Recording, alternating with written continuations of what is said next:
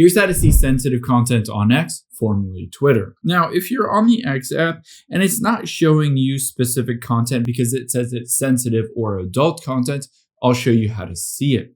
Now let's hop out of here. Unfortunately, you cannot do it in the X, formerly Twitter app. You have to go into a web-based version. So I'm going to open up Safari. You can open up Google Chrome. And this works the exact same on any device, iPhone, Android, or computer, exact same. From here, I'm going to go to x.com.